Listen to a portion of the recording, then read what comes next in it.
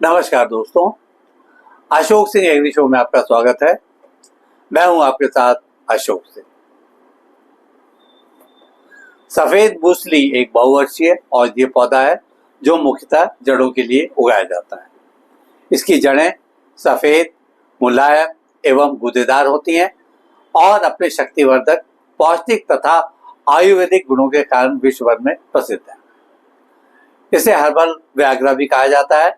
आयुर्वेद, यूनानी, सिद्ध एवं होम्योपैथिक चिकित्सा पद्धतियों में इसका महत्वपूर्ण स्थान है। आज के कार्यक्रम में सफेद मूसली की खेती और इसके बढ़ते कमर्शियल महत्व पर जानकारियां देने की कोशिश कर रहे हैं। एपिसोड शुरू करने से पहले एक बार फिर आपसे अनुरोध करना चाहेंगे कि इस वीडियो को अंत तक अवश्य देखें ताकि आप भी इसमें दी जाने वाली जानकारियों का भरपूर लाभ उठा सकें।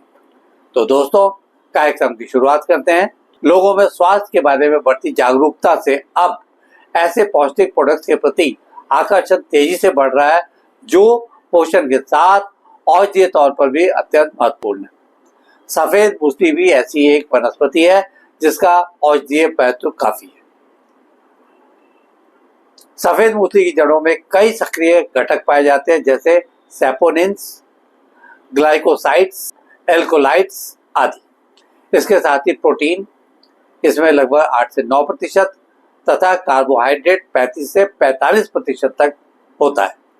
यही नहीं, यह रेशा एवं खनिज तत्वों से भी समृद्ध है।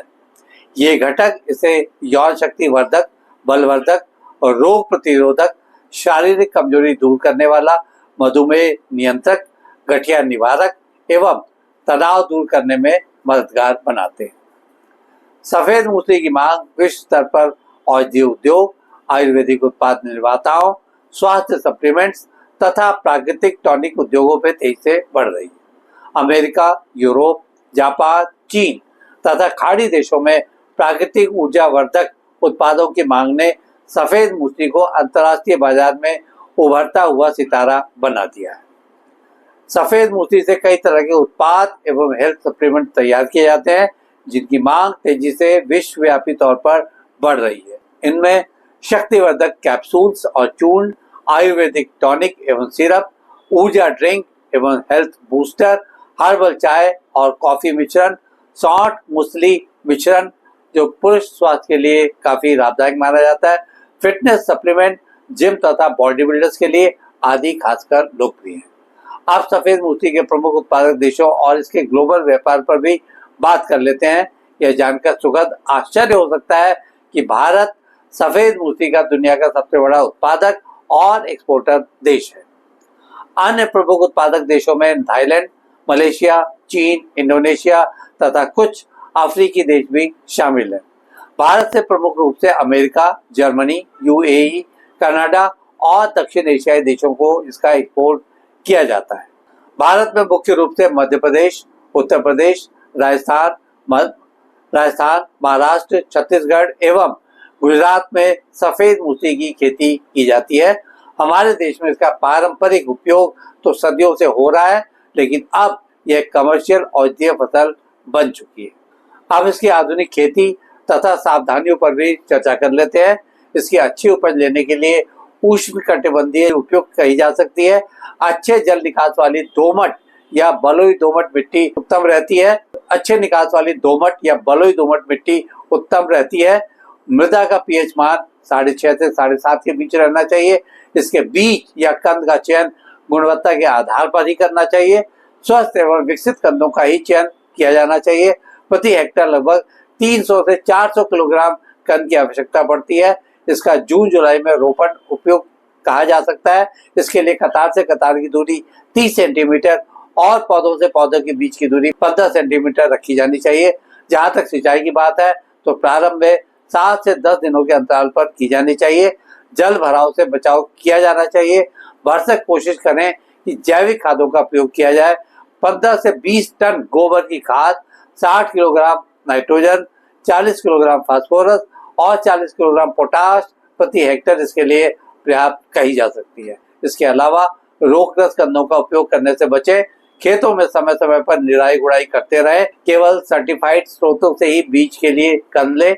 इसकी जीवन रेखा NDRI 1, CIMAP, MP1, RAU1 जैसी उच्च उपज देने वाली किस्में विकसित की गई हैं। इसके अतिरिक्त भारतीय औषधीय एवं सुगंध पौधा संस्थान यानी सीमैप लखनऊ ने मूसली की जैविक खेती की तकनीक भी तैयार की है।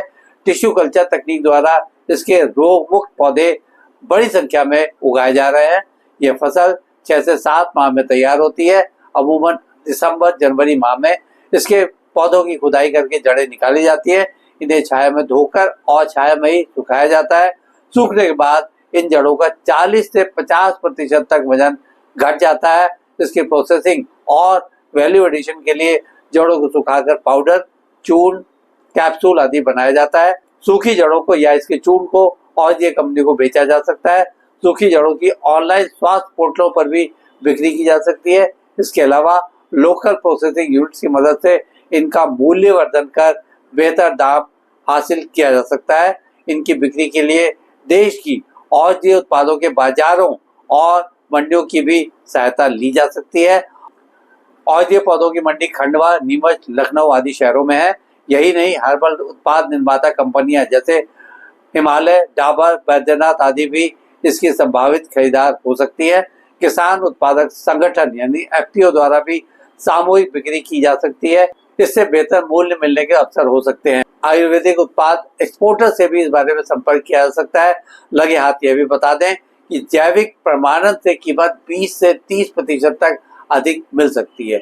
यदि आप भी सफेद मूसली की खेती शुरू करना चाहते हैं तो आप निकटतम कृषि विज्ञान केंद्र यानी KVK या CIMAP जैसे संस्थान से तकनीकी मार्गदर्शन अवश्य प्राप्त कर सकते हैं।